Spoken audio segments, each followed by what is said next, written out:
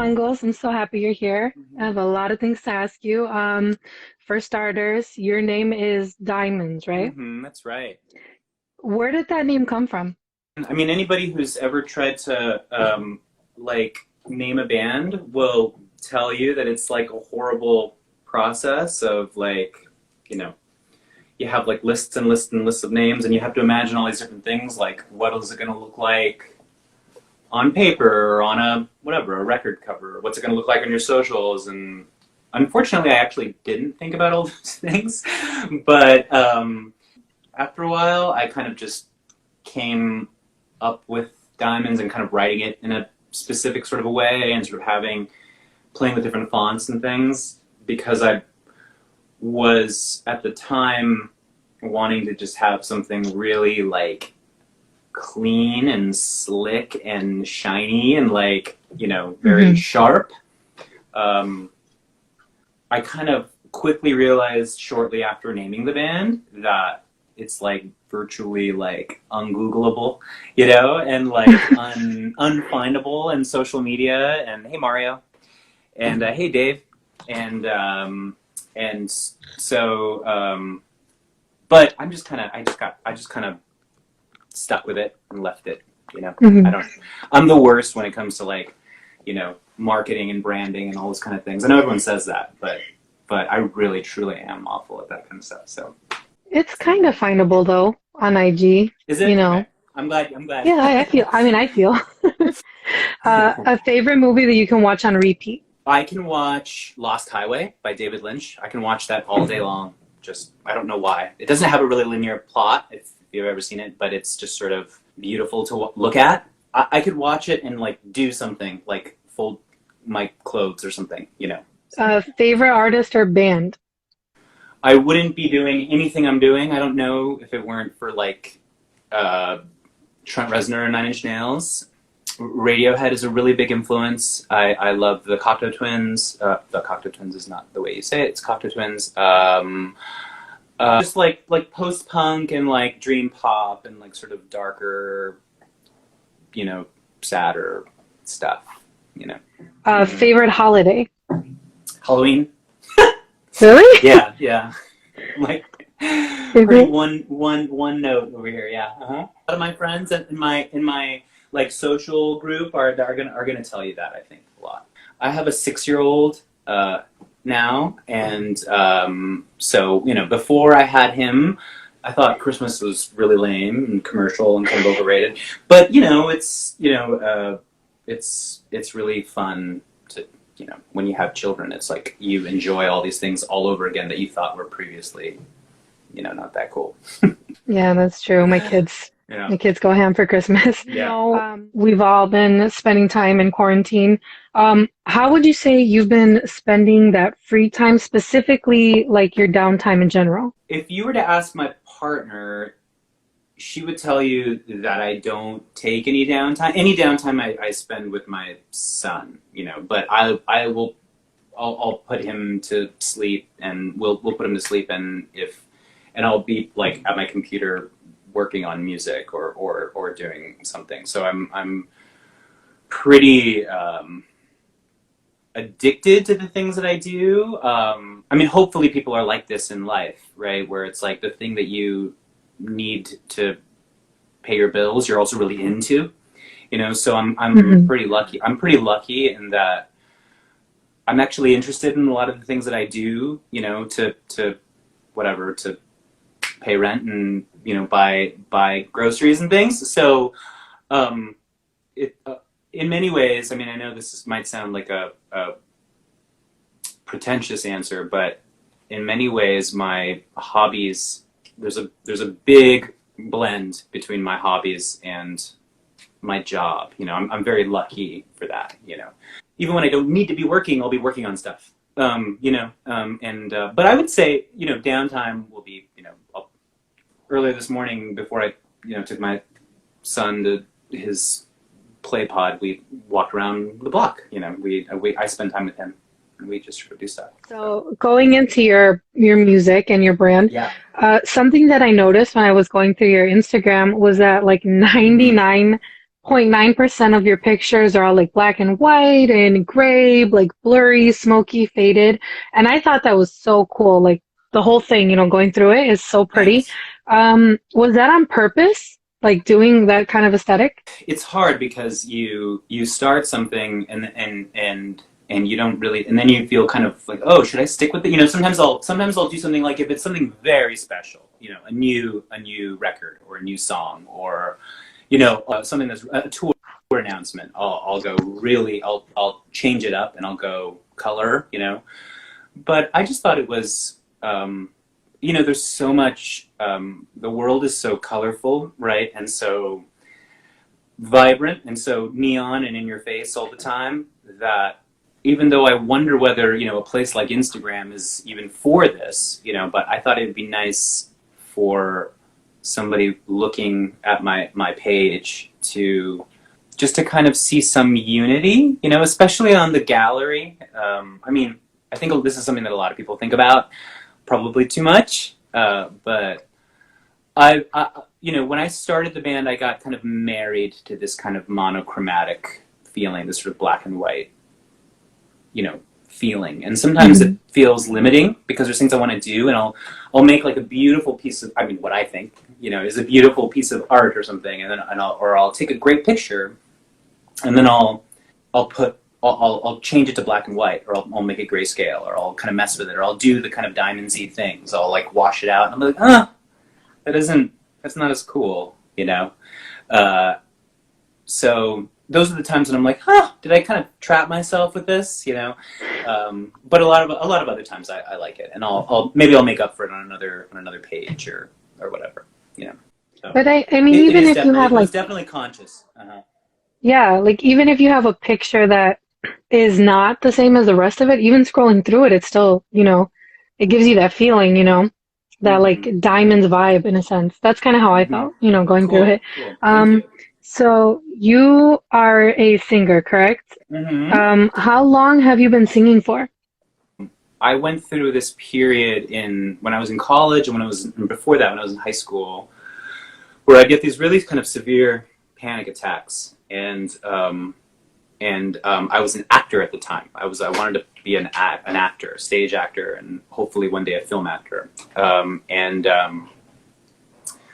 I would get these terrible panic attacks, and where I felt like I had to throw up, like while I was on stage, and I'd be like doing a scene, or I'd be in a musical, and I instead of enjoying doing what I was doing, I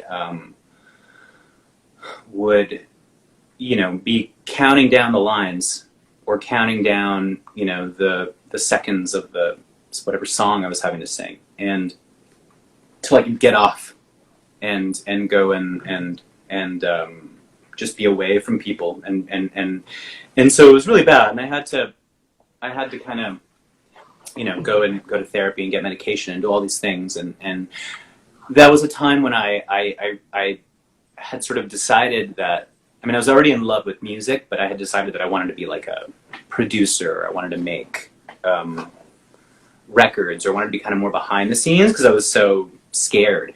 And then finally, a couple of years later, I started studying singing, and I started learning classical music in college, and I like rediscovered this ability to just be able to perform without kind of freaking out and having a meltdown. I still So get it when you once in a say while. Still you get it. Mm. when you study music, how do you mean by that? Well, I studied as a classical singer. I studied as an opera singer, and I learned musical theater and other non-operatic classical music, whether it was whatever, just art song, all these kind of things that are not necessarily opera, but are with that style. But I only did that because I didn't know what I wanted to do. I just knew I had to like go to school, and because that's what people did in those days, and or in the kind of whatever. My mom sort of forced me to go to college, so I just sort of studied classical music. For no reason other than the fact that I really liked this one teacher that got me into classical music. I could have just as easily have learned musical theater, or commercial music or something like that. But I was really into. She kind of made me into classical music, and I still really like to do it. But it's not like my focus. It's not the thing that really kind of drives me and excites me. So I use that background, and I use that. I'm glad that I have that experience. So, like you've mentioned, you've done all this in school, and it kind of gave well, you kind of like it a little, right? I mean, obviously you do I it. do, I do. I Um, really like it. Yeah, I really like it. It's like the difference between something that you really like and you get a lot out of, and something that you just can't. You do at the expense of. mhm. You know, my own music is something that I do at the expense of like sleep, my health, my you know. So I know that that's the thing that truly drives me. But I'll be doing like a show or something, like a for a job or a gig, and I'll be working with other really cool people, and I'll just be like, man, this is so fun, and I can just easily imagine this other world where I'm doing that. But like I Mhm. said, it's not the thing that really consumes me, 24 hours a Because day. I was gonna ask, so like with that, because like that and the bands that you named earlier, those are very kind of different in a way type things. So do you feel like it, because like you said, it was kind of by chance, that you took this classes in college, and then with your original loves and passion, do you feel like those two kind of came together, mixed, and made diamonds in a sense, like your sound? Sometimes this project is very kind of noisy, and it's got lots of stuff going on and electronics, Hmm. and maybe it's loud, and sometimes you kind of can't hear me very well, which is, I don't care. I mean, I do, but I don't. Hmm. But in other projects, and sometimes when I play solo, people always will talk about my voice when they talk to me, and that's not. I'm not patting myself on the back. It has nothing to do with me saying that I have a great voice. But I do know that the way that I sing is like really like my instrument. That's like my thing. That's my way of expressing myself. Hmm. Whether it's good or bad, after this conversation, I can already tell I'm going to be a little bit hoarse to sing, but um, that's like, I'm not like this great guitar player. I'm not like this great pianist. I'm not this great. I think I'm a pretty good songwriter, but the thing that really kind of the way that I kind of express myself is with singing. And so that really ultimately I do know comes from is in large part due to I think my background as really taking control of my voice and really kind of owning my voice, and that comes from my I think schooling. So you named instruments right now. You play guitar, right? I do. Hmm. Yeah. How long have you been playing for, and whom taught you? My father is like me, in lots of ways. He is really just sort of a performer and kind of just taught himself everything. And he kind of started me on guitar, and taught me how to play the guitar, just sort of okay, because he doesn't even really play guitar. I took a few lessons, but again, it was really just to write songs. I really kind of only taught myself enough to be able to write songs. Mm. And I love having like really good players around me, but for some reason for me it was not. It wasn't like a priority to be this like amazing guitar player or pianist or anything like that. So I don't know why. That's like not necessarily a good thing. It was just sort of the path I chose, and the because of the way that I saw music and I saw my role in making music. You know. And I could kind of understand that, like you said, you more passionate in a sense about writing the music and performing it, Yeah. and Yeah. you use those instruments as kind of your tools, your variables in the background to bring it out. But just because Mm-hmm. somebody isn't like Jimi Hendrix doesn't mean that that passion doesn't come through. You know what I mean? And it Right. kind of like, Right. oh, like they're so good, and because they have that passion, you know what I mean? I was so much more interested in, I think, in like getting across this kind of loneliness, more so than I was, I mean, I'll see, I have, I also teach music, and I have like, you know, 12-year-old students that they just want to shred. Like they just want to learn how to play like Arctic Monkeys songs, or they want to, they want to learn how to, they want to play, these, really like great, like rock guitar, or they want to, and I mean, that music is great. I love that music, but it's so interesting because I think about like, man, when I was that age, like I wasn't interested in playing like a Led Zeppelin song. I wasn't interested in playing a Metallica song. Like I wanted to get this thing across. I wanted to have people understand this other thing about me that didn't have anything to do with like my fingers or my innate musical ability, Yeah. And so that's kind of just always how I've seen what I do, and even now as a grown adult, that's it's always something a little bit amorphous, and it's always something a little bit blurry, but I guess it's real. I don't know. I hope it comes Hmm. across as real. What did your family say when you voiced that you wanted to be a performer? My parents were kind of older when they had me. I mean, not like really old, but they were in their 30s, and like when they had me, or actually they were in their early 30s, late 20s when they had me. And for their generation, that was kind of older to have kids. And so they're like that sort of generation of people that were like, you must go to college. Like, you must go to college, and you must be able to support yourself. And if you ever have a family, you must be able to pay your bills, and you must, they were very much that kind of, demographic of people. Hmm. Whereas I feel like now it's like we're so much like we've kind of grown beyond that. Like we know that not everyone goes to Yeah. college. We know that people out the gate can be creators. And we kind of live in a different world now. But both of them were very like, yeah, that's cool, but what you have to go to you have to get a degree. You have to go to college. You have to at least be able to teach whatever you're interested in. That was kind of their thing. And they're both educators, so they were like, you have to at least be able to bring home a paycheck and teach whatever the thing is that you are into. So I was not, I wasn't like, yeah, go start a band. Like, don't, if you don't do what you want. It was never that thing for me. So, and I was, I think, too scared to really do that without that support. And so I kind of did the thing. I just went to all this schooling, and I I did what they asked me to do. I can and do teach the thing that I'm into. But so I mean, I'm glad, because it's obviously, I have a better perspective on how to, raise my son. And of course it's, Hmm. um, and this is a different time now than it was, when I was whatever 17.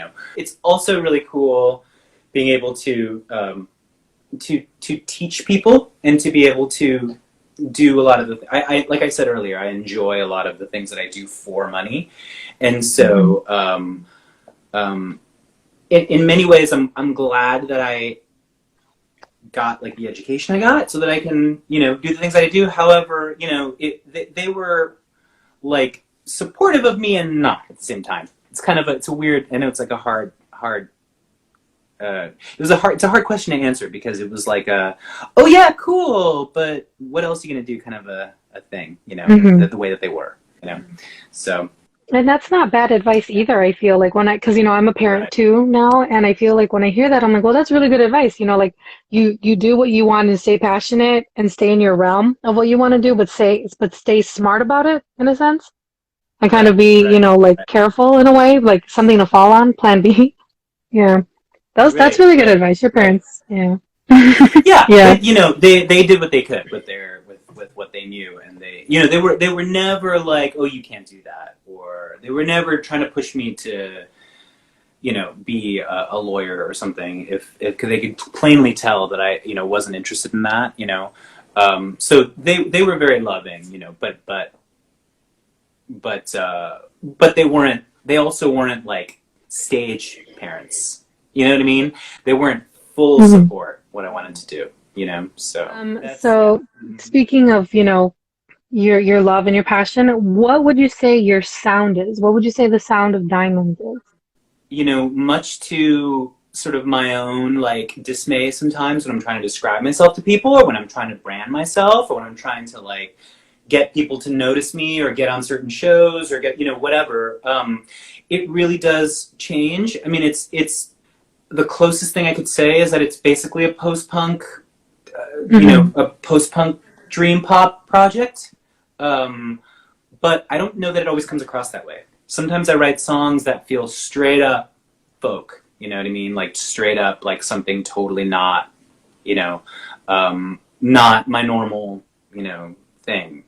I mean, I think that's why in many ways I respond so much to like, you know, bands like Choir Boy or people like that who, you know, will take an audience and be like, hey, you know, you people that were my audience, like, I'm gonna do this, and you're gonna be into it because you're gonna be really interested in who I am as an artist, you know, and um, those people are real kind of heroes to me because, you know, I mean, I think that's what I want to do in many ways, but but at the same time, I mean, I will search up like I want to listen to a whatever a dream pop, you know, playlist today. Like I will still do the like I'm into genres thing, you know, but it's Hmm. hard for me to it's hard for me to categorize the project. You know, I put a 7 inch out like in 2019. That was, I mean, that 7 inch is like completely kind of dream pop slash rock, you know, I don't know even know. Hmm. And then like I did, you know, and then I put out these a couple of singles a couple months ago that are, you know, totally dark wave, you know. And so if you look at and then like the, you know, the my first single was like, you know, like a total pop song. So if you look at like the 5 tracks that I have on Spotify, they're, you know, all over the place, and it's Yeah. hard. It's hard. I think it, you know, you really have to. I'm asking a lot of the listener, and I know that, you know, unfortunately, but I don't know how else to be. I don't know. Yeah. But yeah, I can totally hear like it's different, but at the same time it's the same. And I feel like that's Okay. kind of what a lot of I'm glad people that like you. about Yeah. I'm that glad the you message heard came that. across. Yeah. Yeah. So my white diamonds and we will always be alone. Those are such terrific songs, and the videos I really enjoyed them a lot too. Thanks. What would you say that the inspiration was for these music videos and these songs because they're very different, Yeah. you know? My White Diamond was. I really that was our first single, and I really didn't know.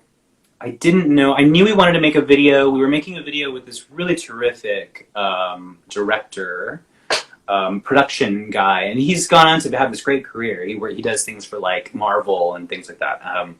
But I don't even know how many music videos he'd done. I think you know, he's really like an effects guy. But we didn't know. I was watching a lot of like performance videos, and I was watching a lot of videos that were like really just kind of minimal, like people playing like in a white room, you know, or and maybe there was one little thing that was interesting about the performance, you know, about you know, or maybe there was a weird, you know, projection, or there was interesting lighting happening, or uh, there's a video by The Cure for their song "Primary" from one of their first records, and it was literally them just sort of in a white room, and it's like you see close-ups of like their fingers and playing, and then like the side of someone's, you know, face, well, you know, and all, you know, it was a performance video, and yet it was really interesting. I kind of wanted to do something like that where it was us just kind of playing in a room, but do something different. And kind of I didn't have a very clear idea what I wanted to do, and so it kind of flowered into this different thing, and but I like how it ended up. So there's a lot more going on than just that, but that was the initial germ for that idea.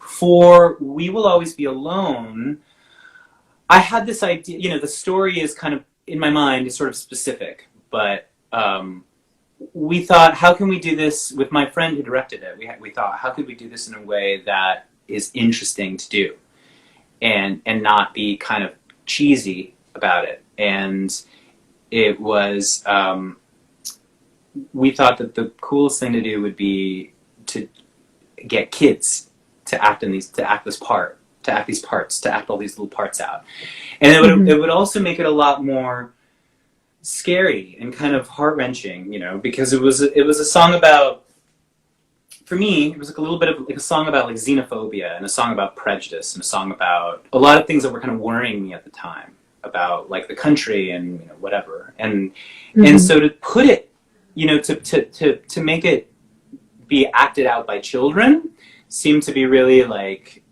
an interesting idea, and something that was really kind of something that we liked the idea of doing, and so we did that. It was really hard to do though, because having children who aren't actors, sometimes you get amazing stuff, and sometimes you don't know how to corral them into doing what you. Mm-hmm. So, but we did it, and it was cool. So, Yeah, it was like it was a really intense video, I feel, because of that variable in it, yeah, And that's why I really like that song too.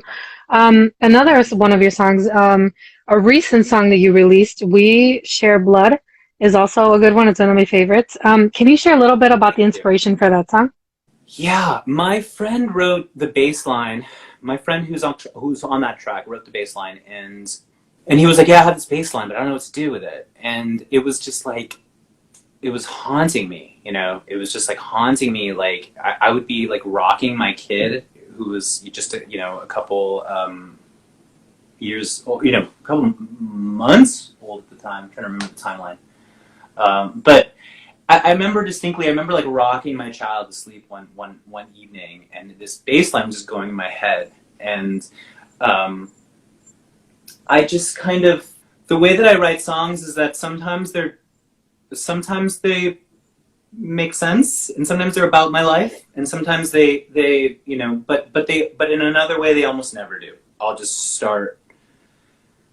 start saying things in my head, or I'll start humming things, and I'll start, and it kind of just will work. Something will work, something will click, and other things don't, and I'll just kind of put that away. And so I just got this idea of like, being, maybe I remember rocking my kid and looking out from this window, and maybe that was part of it, but I just kept this idea of like somebody coming to your window like night after night, and maybe you go out and you explore with them and you come back, or maybe they just come and talk to you, or maybe and this sort of this thing of like expecting this like kind of person, this sort of dreamlike person, expecting them every night and talking to you, and maybe you're like really sort of in love with them, but you're also sort of scared of them, and it's this weird seduction that happens with this person in your mind that you don't even know if it's really there. And I got really kind of into that idea, and the song kind of just blossomed out of that. I mean, I use like it being a vampire as kind of a metaphor, it's Hmm. but that was kind of that was sort of the germ of the idea. That's really cool though that your family kind of helped you with an inspiration. Always, Thing. totally, yeah. Kind of switching gears a little bit. A lot of your music has activism work behind it, I realized. Not necessarily in like the music format, but a lot of it goes behind it. In a post on your IG back from June of 2020, you stated that you were donating some of your revenue to the Okra Project, an organization that provides meals and resources to Black trans individuals worldwide. Mm. And in a post back in August of 2017, you shared a post that you will donate 100% of the sales you made off of your merchandise that day to Transgender Law Center, another organization um, dedicated to trans community, as well as recently donating to Jardín de las Mariposas, a place located in Tijuana, Mexico, giving shelter to LGBT immigrants in need of resources. Why were these specific organizations important for you to donate to? It feels like there's so little that we can do. People that weren't paying attention got really fired up about and got really worried about the country when like Donald Trump was elected, right? But I think that what the last 4 to 5 years taught so much of us was that, like, Jesus, there's so many other terrible things happening around us that have, sure, are definitely made worse by having a terrible president, but not necessarily had to do with the president necessarily, and so things would come, things would come to my attention that like a friend would talk to me about or that would post about, and with the exception of "We Will Always Be Alone," which is somewhat ideological. I tend to not to be all that ideological in like my music, like in the actual lyrics. Like I don't usually write songs about social justice per se. Like my songs are usually about myself. The only way that I feel like I can do anything is to kind of just put my money where my mouth is. I'm lucky enough that I have a roof over my head and food in my fridge, and power to power my fridge, But there's so many people all over this planet, that are so underrepresented and in so much worse off than I am. So when I can, I will try to give money away, money that I don't need. I'm really animated by trans rights and trans representation, and hopefully for people that are interested in me to get sort of interested also in these other things because I'm talking about it. I mean, and when I was reading that, I was like, wow, this is a lot. Like post after post of seeing donations for really good causes. These are really, really good causes. And like you said, you don't really put it into your music or your, necessarily, which is fine. Like that's your art.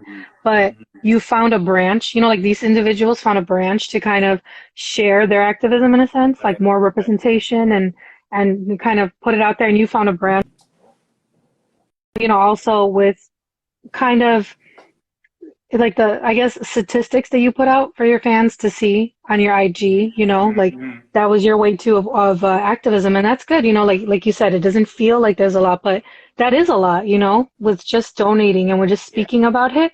It really does make an impact. So is activism work really important to you? Or is this like just something that at the time you're like, man, like I really need to do something? a lot of people say this stuff, and I'm echoing it, but I don't get to do as many things as I want to do. A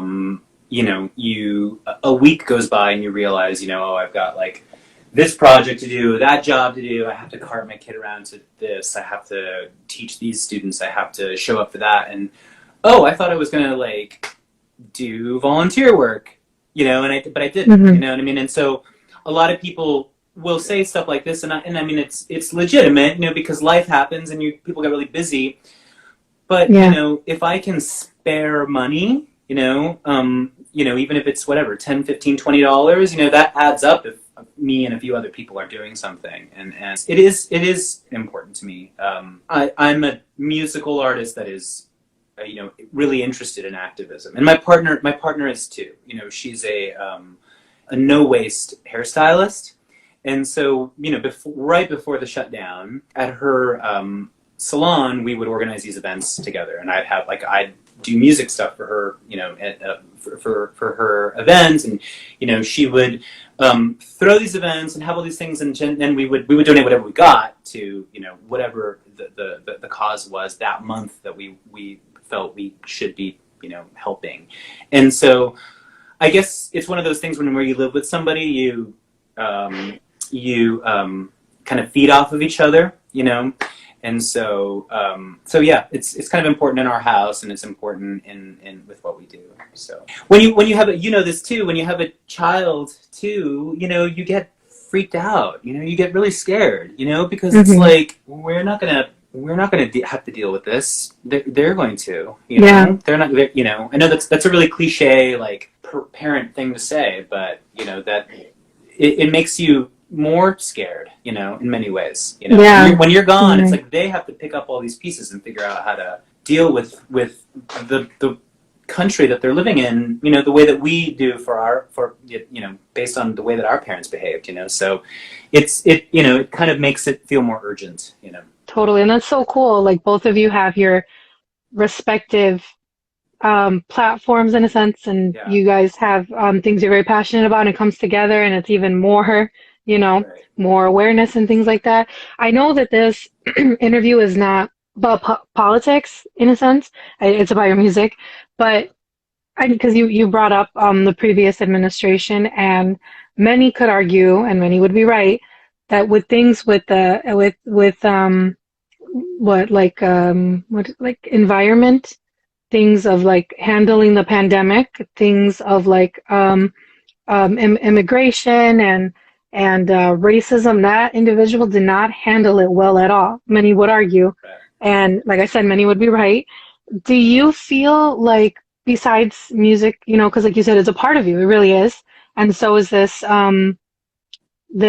this urge to kind of do what you can in a way, like activism work, because I can totally empathize with that, and I do feel like it's a part of us in a sense, for each person.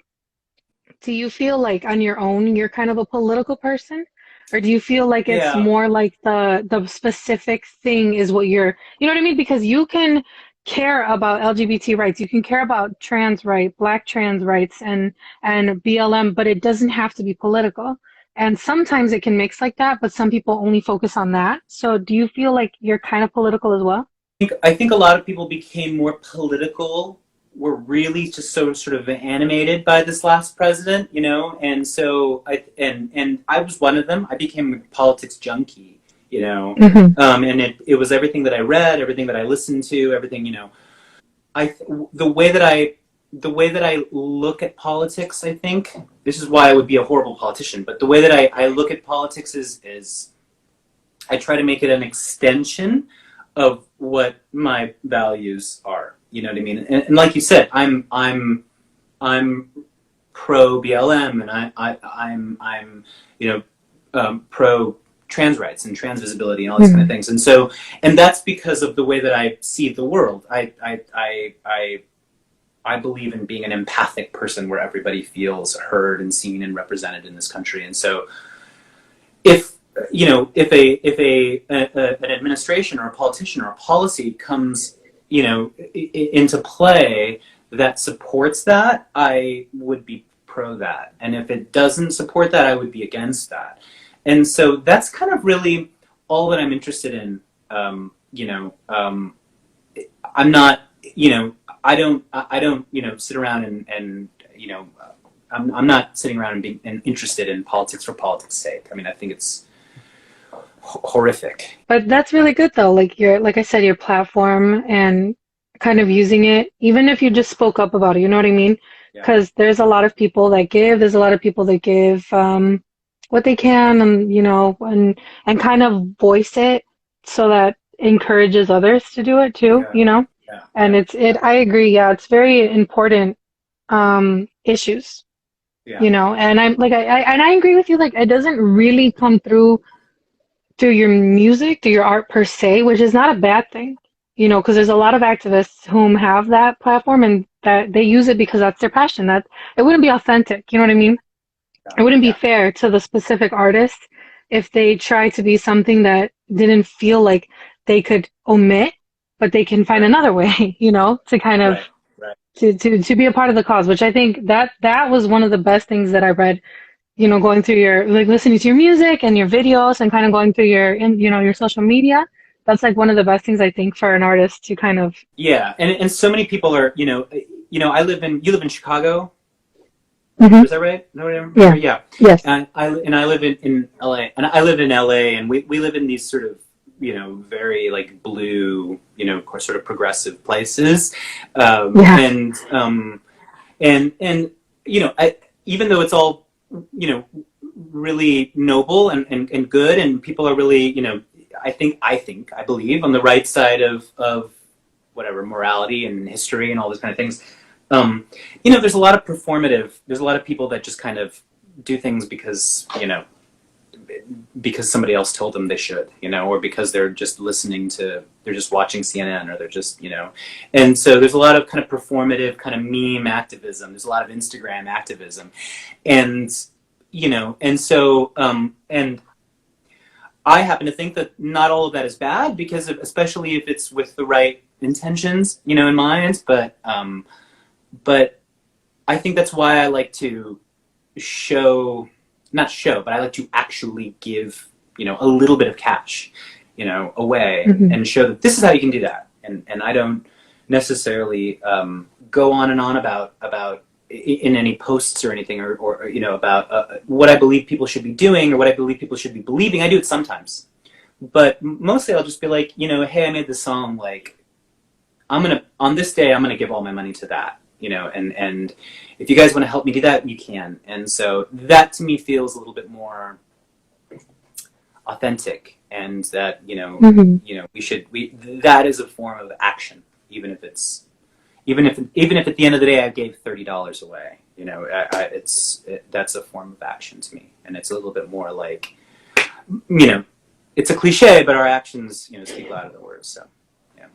And I bring it up not, like it because a lot of artists don't speak about, activism work at all. They don't speak about when BLM was, you know, like I guess what, like last year, 2 years ago, when a lot of laws were trying to get passed and still are. I'm not shaming those artists. They are free to do what they want. They are free to talk about it or they don't. But I guess for me, it was just like really powerful to see artists do it. You know what Yeah. I mean? Kind of like, okay, because it's like I feel like it's more um offense, I guess, than defense, because you're like, okay, well, we need to hurry up and help these people that need help. And then there's people that kind of approach it not in an angry way, but like they're like, oh, well, A, B, C, and D, because this is happening and we need to like, like the thing with like when you said the previous administration, a lot of people kind of drew attention to that and would reprimand that individual versus, you're like, okay, well, I'm not even going to focus on this evil. I'm just going to focus on helping Yes, people that need it. that was the problem with that was one of the problems with that whole time, which is just that, like, and there's people in my family that do it still. People got so in love with hating politicians, and it was so fun to, like, whatever, throw your drink at a TV and watch the news, as opposed to, like, what, like, people were anti-Trump, but, like, what, I mean, I was anti-Trump too, but, like, what are you for? Like, you know what I mean? What are you actually about? As opposed to just being Hmm. anti this or anti that. That is a much more powerful question and a much more interesting thing to talk about. I mean, it's fun sitting around and trashing whatever, a new law, or somebody who's made a fool of themselves on television or whatever. That's fun, you know. But what are you actually doing? Like, what are you about? I realized that I had to kind of answer those questions for myself, definitely in the last few years. So And I'm sorry, I didn't mean to bring it up and kind of like hijack your no, it's interview, fine. but Okay, it no, struck not me. at It all. struck me really It's because yeah, like LGBT rights are something that like, cause like I started this with my friends. So like, well, they're not in it obviously right now because of work and stuff, but it was something we really did want to talk about a lot. We started this yeah, to be yeah. political and it was like, okay, well, I'm just going to interview artists now because it seemed more like the draw was more fun to talk about it. But at like this, where it's kind of like, there's a background Right. to it, you know what I mean? Like it's there. It's just it's not present in your artwork, I feel. And I thought that was like super duper I dope. I always get a little bit taken aback when I, like, meet somebody and they're like, "Oh, I'm not political.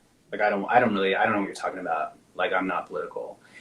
And, like, don't get me wrong, it's definitely exhausting to talk about politics and to talk about whatever, like, who's in the White House or who's running your state or what policy is going on, right now, and that's exhausting, sure.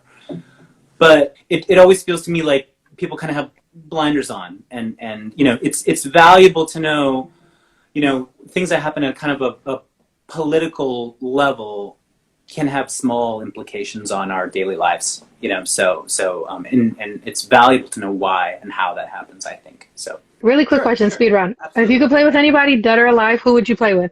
I'm gonna have to think about that. I don't know. I mean, oh, just my Sure. heroes. My heroes. If I could open for like Radiohead or something, that would be amazing. I could die after that. I wouldn't even have to do anything else. Yeah, in my life. Inspirations. Yeah. What are my inspirations? Like whom? It doesn't even have to be anyone famous. It can be anybody. Good question. I mean, I think I answered it throughout the interview. I mean, my little boy is a constant source. I mean, he always comes up with things that are amazing to me, and he inspires me to do lots of stuff. So I know that's a cheesy answer, but it's true. Advice for artists, particularly in this field. I have none whatsoever. None? I need uh, advice. Artists, give me advice. Just be authentic. Be authentic. If I mean I will find you. If you're authentic, I will find you, and I'll send you a message and say you're dope. And can we play together? I'm planning a tour. Can I have you play with me? If you're interesting and authentic and real, then what is being successful? I don't even know what being successful is. If you can still get up and play, that's successful. And so if you can book a show, if you can make a record, that's being successful. So you know, if you be authentic, and I will too. two more, two more. Yeah. The artist Diamonds in one word. I hope authentic. I hope whether other people see me as that, I don't know, but I hope authentic. Authentic That's a is the good word I'm one. going for. Yeah, real, basically real. Last one, plugs. So where can we find you on Oh, on yeah. YouTube, Twitter? I do so many things kind of behind the scenes. I'm a little bit of a perfectionist, and I don't make as many things as I want to, but I'm always making something. And so today I'm launching a Patreon page. I'm going to post an unreleased song, a demo, a cover, once a week. And I'm going to post a concert, a live session here in my living room every month also. So if you can support me in a sustainable way, that would be incredibly, incredibly valuable to me, and it would mean the world to me. Whoever's out there listening, and for the future, I'm going to post about it too. So that's at patreon.com/diamondsmusic with a K. Also, at Diamonds Live Forever on Instagram, Diamonds Sleep on Facebook. I'm on YouTube also. The place I'm most active is Instagram, I think. This is the song that I put out in April.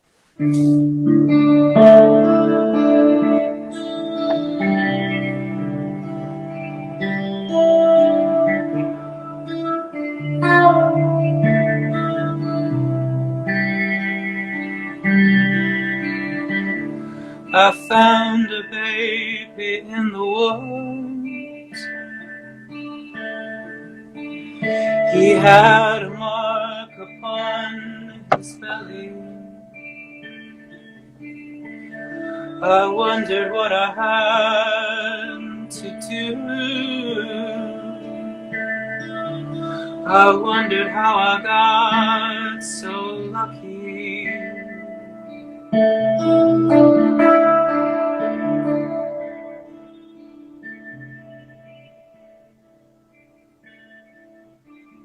I found a baby with the blood so sweet, only tear coursing through the tender meat. But when I took him in my arms, I could see he'd been lying there crying for a week. 'Cause nobody had stopped to help him go to sleep or give him peace.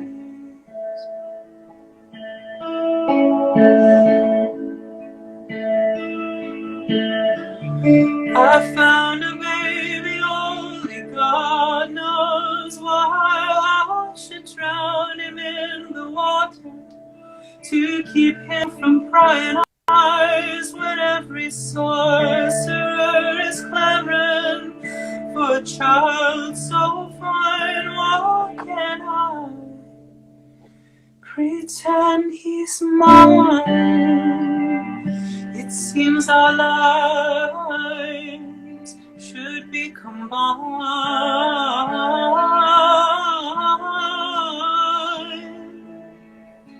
Now the only thing that brings me joy is the feeling that I get when I'm destroyed. 'Cause in the glimmer of my metal is a boy. Take out every bit of evil with the sharpest of my needles.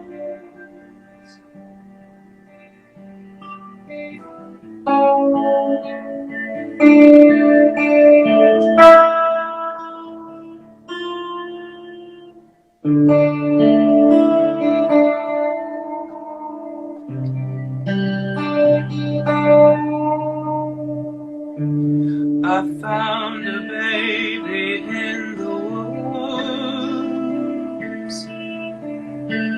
but I left a mark upon his belly. When I lay him down beside the brook, I hope somebody finds my baby. Oh, oh,